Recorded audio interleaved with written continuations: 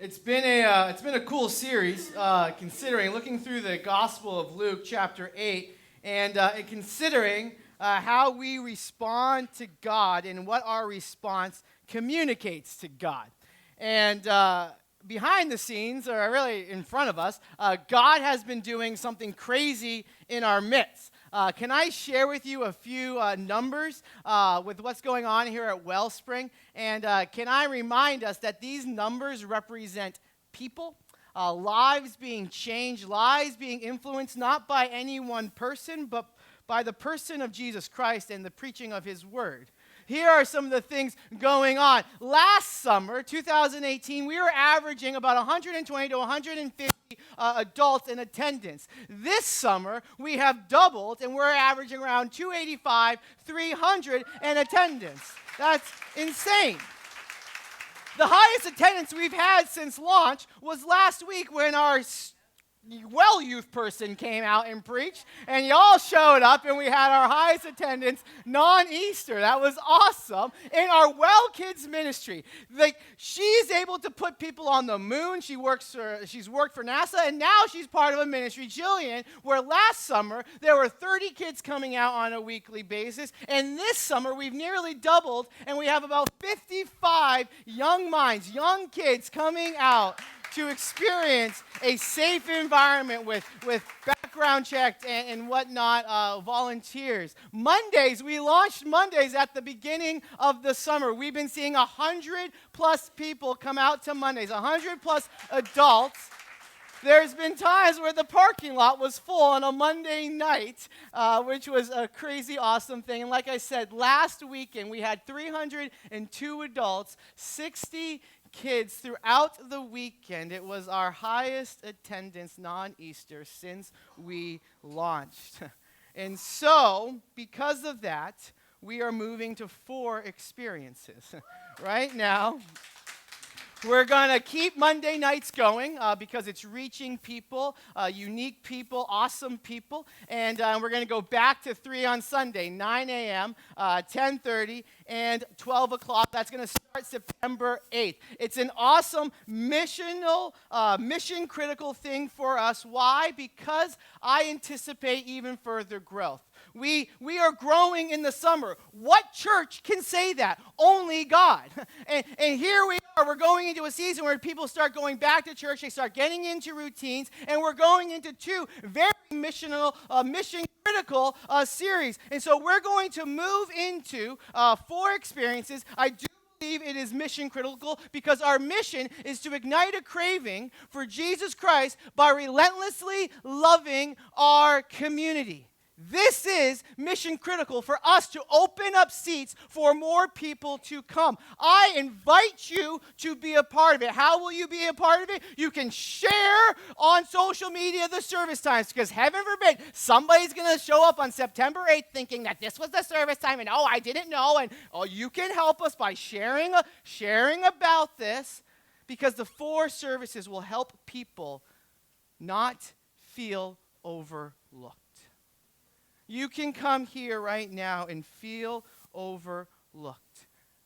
And so we need your help to share this. We need your help to volunteer and get involved with more opportunities. We need your help not only as we create space here for people to come out. Think about this. We have awesome life groups. If you look through our list, there's not a single life group that a family can go to right now because none of our life groups can offer childcare. The ones that offer childcare are all full. So partners, how can we open up life groups to reach families so that they can not only come here, but also go and grow deeper in a life group? Our next 2 series, church, will we take this seriously? Will it be mission critical as we hear about Pray for One, or praying for people that don't know Jesus and inviting them out and sharing the gospel with them? And then we have the series right behind that is called Raise Catholic. Y'all know any people that haven't been to Catholic church in a very long time, but they're Catholic? Y'all know anybody that are diehard Catholics and last time they went, it was when they were CCD or whatever they were, back in the day they went. And that's all they know of Jesus Christ. We hear it time and time again in starting points. Well, I was raised Catholic, and this is what I think. And the Bible says, what? And so we want to do a series where we tackle baptism, communion, things of that nature, and talk about this is what the Bible says. And so as you pray for one, many of the people that you're praying for might actually want to come out and hear what the Bible has to say from their background. So will you invite? It's mission critical for us, for people not to feel overlooked. Because if we're looking to ignite a craving and someone feels overlooked by God, will they crave God? It happens throughout our society all the time. You'll have the daughter, and especially in today's society, the daughter that is craving attention from dad and doesn't get it and goes on to have quote-unquote daddy issues because they just want some attention. And now they go looking in all the wrong places. What about the teenager that craves attention from their mom or dad, and they're not getting the attention they want from mom and dad, and so they say to themselves, well, you know what? Bad attention is better than no attention at all, and so they start going off and doing a whole bunch of bad things because in their mind it's this simple. I just need a little stinking attention. I feel so overlooked. This happens throughout society, and we're going to encounter two people today, a family and another, that feel overlooked. Might that be what we're feeling right now? Here's where we end this series now, towards the end of Luke chapter 8. It says, now when Jesus returned, the crowd welcomed him, for they were all waiting for him. Like, think about just that first line. Jesus is one. There's a crowd not only welcoming him, but they're waiting. Jesus, we want more of you. It's gone from kind of like, okay, here comes Jesus, to that little John voice of like, okay, here's Jesus. This is exciting. That was my best little John voice. But here, they want Jesus. It's awesome. And now there came a man named Jairus. I don't know, he can pronounce it for us later on, but who was the ruler of the synagogue, falling at the feet of Jesus, a religious leader coming in humility, submission, reverence before Jesus, unique for the religious leaders of the day. And he implored him to come to his house, for he had an only daughter, his only daughter, my Reagan, about 12 years old of age, and she was dying. And Jesus went. And the people pressed around him. There was a crowd. This man, Jairus, didn't come as a religious elitist. He came as a dad with a sick young daughter. He comes to Jesus because that's how he's responding. Jesus, I have a great need. Nothing. I need you in this moment. Only you. Turning to him. What does that communicate to Jesus? Worship. And Jesus doesn't say my thoughts and prayers. Jesus doesn't say, oh, that sounds awful. I'll pray for you. That wouldn't be relentless love. Jesus is present in the moment. Jesus demonstrates his love by being in the moment and doing something for this young man. He demonstrates his compassion for the Father as he goes en route. Well, this past weekend, as Jordan was preaching, people are shooting up other people in our society. Here's a meme, not a meme, here's a picture that went around. I don't know who this person is, but there is something deeply hypocritical about praying for a problem you are unwilling to solve. So as a society, we are shooting up people and responding with my thoughts and my prayers, while blaming all the issues, while unwilling to be a part of the solution. So if you're going to blame the guns, are you going to do something? Are you going to call a politician? Are you going to volunteer in the Well Kids department, in our Well Kids ministry, so that you can help shape young minds where when they face anger, they have experienced Wellspring, they've experienced love, and they don't see guns as an option for their anger? Will you do something about it? You want to blame mental health, which is a real issue in our society. When was the last time you saw somebody struggling with mental health and said, I'll do something about it? I'll pay for you to go talk to somebody. Because oftentimes it's the payment that keeps people from going and getting the help. And if you want to blame the broken world that we live in, which I agree with, might it be time to preach the gospel? Might it be time to share Jesus? Because a world falling in love with Jesus doesn't go around shooting people. So I believe in our love one, love all mission. If I want Wellspring and if I want Tom's River to be a unique area defined by anything, and I don't want it to be Tom's River the next shooting. I want it to be, man, these crazy Christians going around loving everybody. Because that's our focal point. And so here's Jesus, sees the need, and he does something about it because this man turned to Jesus, believing Jesus could and Jesus would. And here's how now it goes on. It says, there was a woman who had a discharge of blood for 12 years, the same amount of time as Jairus' daughter has been alive. And though she had spent all of her living on physicians, she could not be healed by anyone. She's exhausted all of her resources. She's at her wits' end. She has nothing else. She can do nothing else. And she came up and touched him on the fringe of his garment. Now people are going up to Jesus just thinking one touch of Jesus can change everything. And immediately her discharge of blood ceased. And Jesus said, "Who is it that touched me?" And when all denied it, this woman is embarrassed. The crowd doesn't know what's going on. Peter said, "Master, the crowd surrounds you, and are pressing in on you." Peter's kind of saying, "Jesus, there's a big old crowd. You're bumping into a lot of people. A lot of people are touching you. I don't really know what the deal is, but could literally be anybody." But Jesus said, "Someone touched me, for I perceive the power has gone out from me." And when the woman saw that she was not hidden, she came what? Trembling. And falling down before him and declared in the presence of all people why she had touched him and why she had been immediately healed. How embarrassing, but she's been healed. And Jesus said, "Daughter." In other places, this is a grown woman. In other places, Jesus would use the word woman, which would have been appropriate for the day, would have been okay for the day. But he doesn't use the word woman. He uses the word daughter. At that moment, what is Jairus thinking? He's like, you just called her daughter. Hey, Jesus, my daughter's dying. This pause, this investigation, my daughter. And he says, "Daughter, your faith has made you well. Go in peace."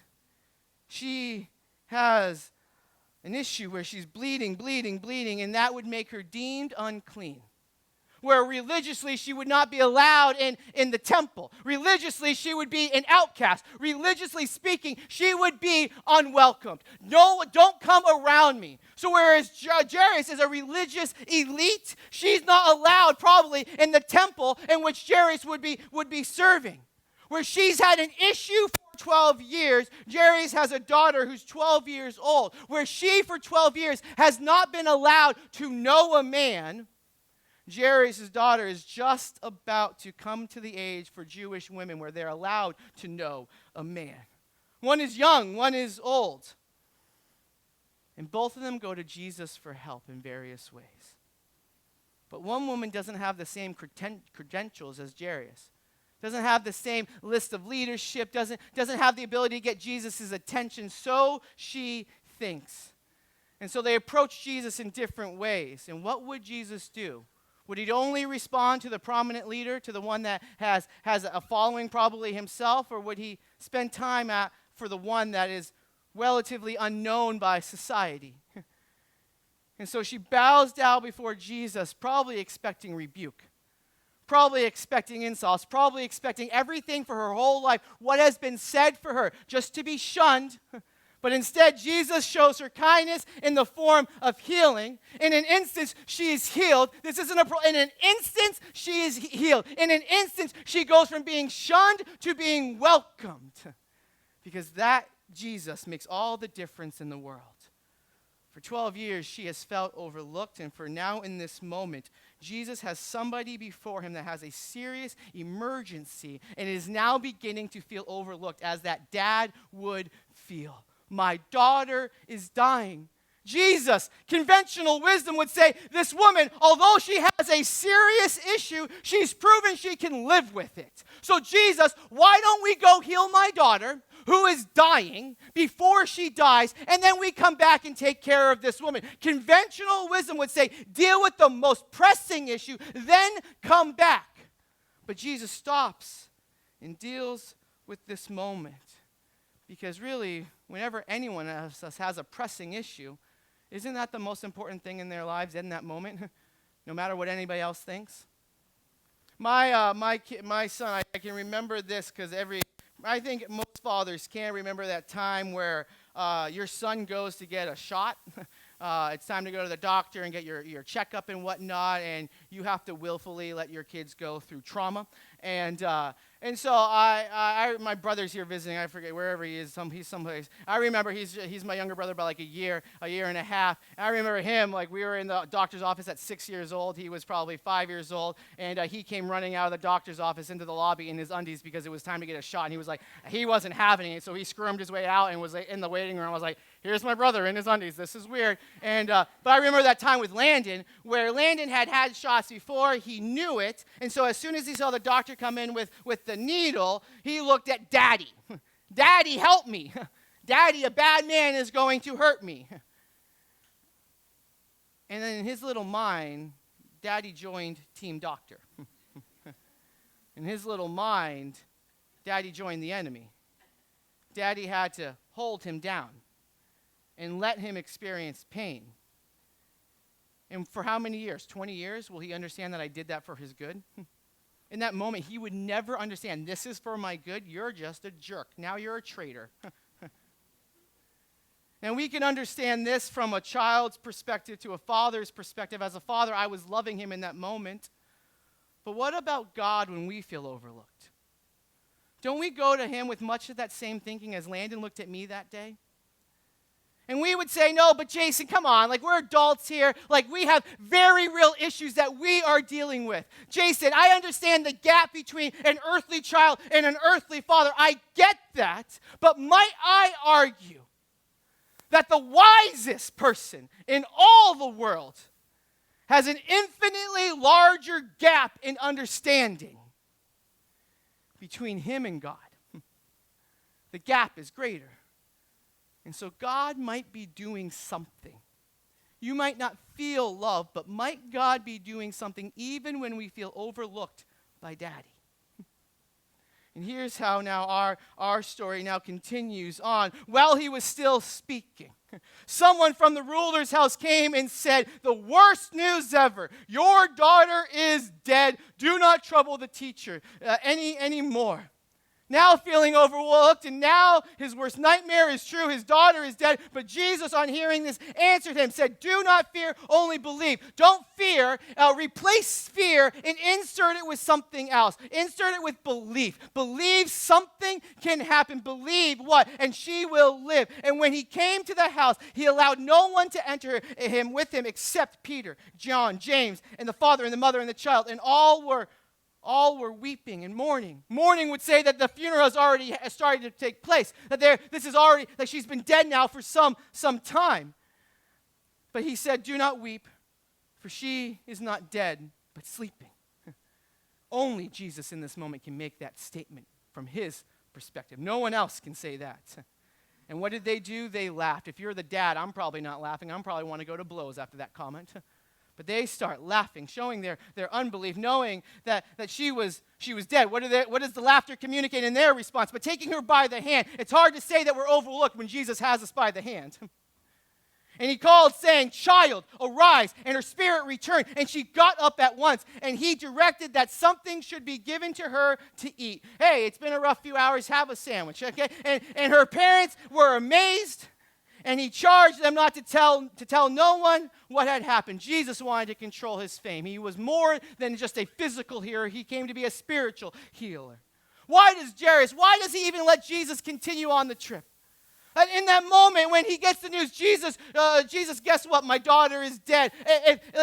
Jairus, why continue? Jesus, you already screwed this up by stopping and dealing with this woman. You're not welcomed in my house. I want to avoid you. I am overlooked by you. I want to overlook you now. But Jairus believes something. In the most hopeless situation, only with Jesus can there be a crack of hope. And so he invites Jairus to continue on, or invites Jesus to continue on. And when Jesus is there, this isn't the first resurrection of a young child. We've looked at other ones. But when John the Baptist, or when Elijah and other prophets would do it, when Peter, when others would be a part of something like this, you know what they had to do? They had to call on God for resurrection. Do you see Jesus calling on anybody for resurrection? You don't. Why? Because he is the resurrection. It's his power that redeems us. It's his power that raises dead to life. But sometimes we're too busy to see it. A whole bunch of busy people that day, and some of them missed what Jesus was doing. Perhaps we feel overlooked because we're too busy to notice Jesus. This is a major issue in my marriage. I'm a type A type person. I'm going. I have my entire life, every meeting planned out until October. That's an issue. And sometimes Ava and I will be struggling, and the struggle will become because I'm a jerk, and I overlook my wife. I overlook that moment where she's sitting in front of me and just wants a hug. Just wants to say, hey, how you doing? But then Jason, shut up and listen. And then I don't respond well because my wife, when she feels overlooked, sometimes she responds like, I need a little attention. I'm going to get him some attention. And it's my fault. It's my fault for overlooking what is right in front of me and should be valued right in front of me. Who are we overlooking? And maybe it's time to slow down and see what is before us. Maybe it's time to slow down and see Jesus in our midst. Jesus misses nothing this day. Jesus is not surprised by any of this. Jesus isn't overwhelmed. And what Jerry's needed to learn in this moment is, yes, come to me, bow and worship. But here's what the delay is going to teach you. Here, when you perceive silence, here's what it's going to teach you. If you trust that I can heal, you must also trust my timing in events. You must trust that I'm going to do it on my timetable, not your timetable. The trust of my healing comes at trusting my timing. My God overlooks nothing. Are we willing to trust his timing? Why is this important? Because in the midst of chaos, in the midst of what's going on, we get focused on the emotions of the situation. We get focused on the circumstances, and we lose sight of being focused on Jesus in our midst. Isn't it not emotions? Isn't it not feelings that drive these types of situations? Isn't that not what we say when we overlooked? We feel overlooked. I feel overlooked. I feel overlooked. Because in the moment we get caught up in all of the emotions, and what is felt becomes the willful act. I feel overlooked by Jesus, and so now I willfully and deliberately ignore him and avoid him, and I want nothing to do with him. Perhaps we didn't see what was already in place. That's our big thought for us this morning. Our big thought for us this morning is don't overlook Jesus. He doesn't overlook you. Jesus is not overlooking you, even though the enemy might want to put every emotion, every feeling, every sense your way that would say, God is dead. God ain't around. God isn't in control. God this, that, the other thing. Emotion, feeling. I know my God is not overlooking a darn person in this room. I journaled. I have a 5-year journal where I write a little paragraph for each day so I can help remember what's been going on in my life, and really helps me track what God has been doing in my midst over the last handful of years. And I was reading this time last year. I was reading what was going on. I was struggling. I took a week to pray and to fast, and I was in the middle of that week of praying and fasting. And I said, God, our numbers should be different. Like where are we failing? I'm like, God, why are they 120? God, what is going on? And I was struggling. And so I was like, hey, Toys R Us just closed shop. Why don't I walk around Toys R Us for a little bit? And so I walked around 7 times Toys R Us saying, God, please give me Toys R Us. And I journaled. And here's what I wrote in my journal. I wrote, I'm feeling silence from God. Is there sin in me? Is there sin in my camp? On paper, our results should be different. I remember calling my dad after that prayer walk and saying, God, why aren't things different? Dad, I'm hearing silence from God. And you know what God was doing? He was, Jason, here's my silence. Stop thinking about Toys R Us. Perhaps I'm already doing something in the background. Why don't you just be patient and wait? And here we are. Here in this building. God was doing something. Where the enemy wants to use silence to communicate defeat, my God uses silence to build our trust. In death, where there is silence, oh, where is your sting? My God is a God of resurrection. His resurrection speaks in the midst of silence. Today, we are going to close in a moment and invite people to go out and to be baptized. You know what baptism is? It's a picture of death. You go down into the water. You're buried in the water, and you come up out of the water, resurrection. It's a picture of what we already believe in Christ Jesus. Death does not have the final word when Jesus is involved. So whether it's miraculous healing in this life or a miraculous healing of complete healing in heaven, death never has the final word when Jesus is involved. And so my challenge to us this morning is to respond in baptism. Christ says, put your faith in me. In the book of Acts, they would place their faith in Jesus Christ, and then they would go and get baptized.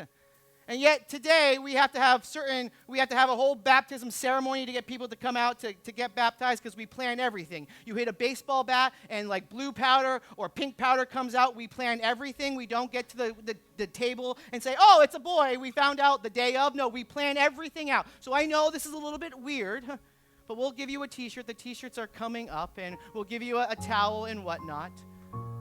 But some of us have placed our faith in Jesus Christ, but have never followed in obedience to publicly declare it through baptism. Today, I invite you to do that, to come up here during this song and meet me and Alicia, and we'll grab your name, we'll give you a t-shirt, you'll get a towel outside, and you'll go and you'll get baptized.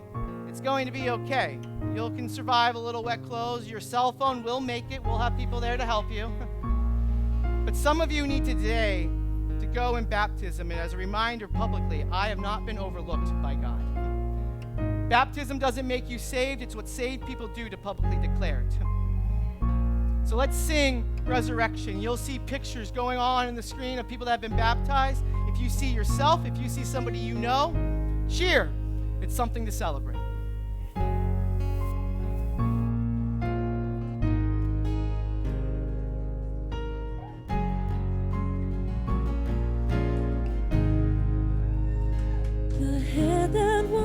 Was crowned with thorns, is crowned with glory now. A Savior now to wash our feet. Now at His feet we bow.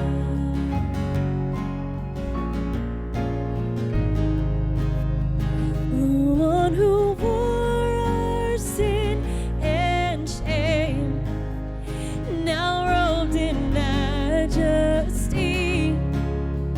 the radiance of perfect love.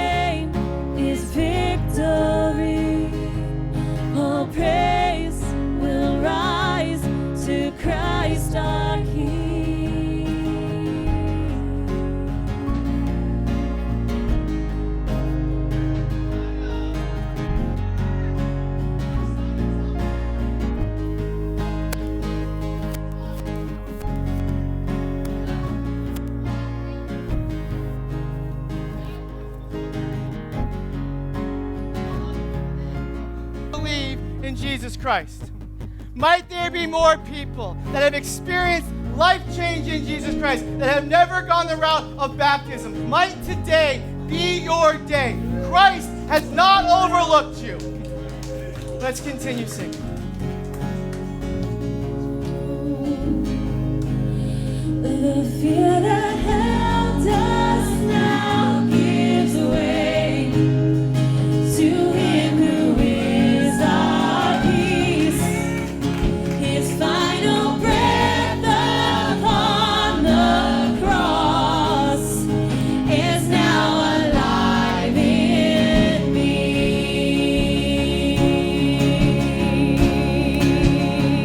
Your name is victory. All praise will rise to Christ our King. Your name is victory. All praise will rise to Christ our King.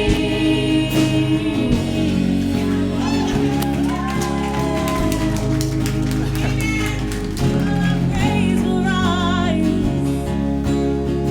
By your Spirit I will rise. By your Spirit I will rise From the ashes of defeat, the resurrected King is resurrecting me. In your name I come alive to declare your victory. Your resurrected King is resurrecting me. By your Spirit I will rise from the ashes of defeat. The resurrected King is resurrecting me.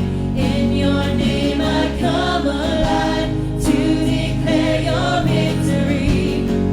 The resurrected King is resurrecting. Declare that now.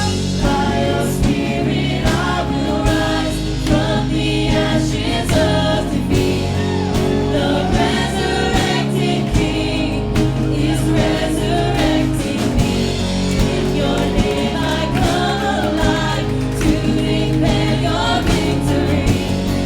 The resurrected King is resurrecting me.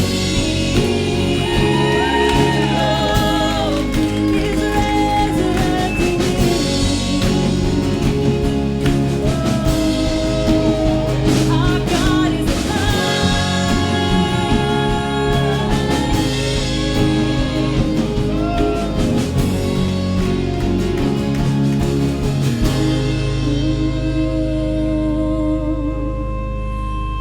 The 2 were soldiers watched in vain, was borrowed for 3 days.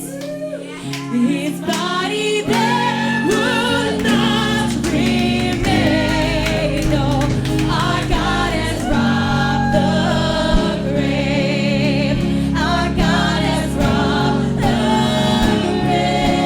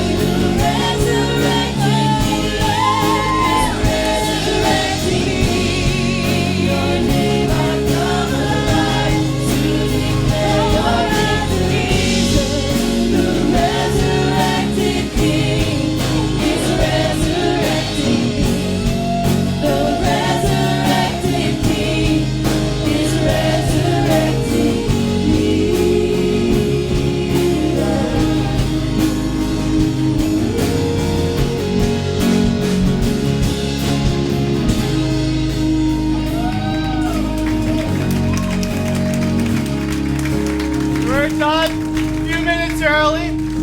CJ and Aiden want to go and celebrate their Lord and Savior and publicly declare through baptism what they already believe. I invite you to come outside and party with us as we celebrate life change. I'll see you guys outside. Thank you for checking out a sermon recorded right here at Wellspring Church in Toms River. If it's your first time connecting with us, we'd love to stay connected with you. So don't forget to like and subscribe to this video. And then down in the description box below, there's ways to give online. There's our social media accounts. We'd love to stay connected with you throughout the week. We love and appreciate you, and we hope you have a fantastic week.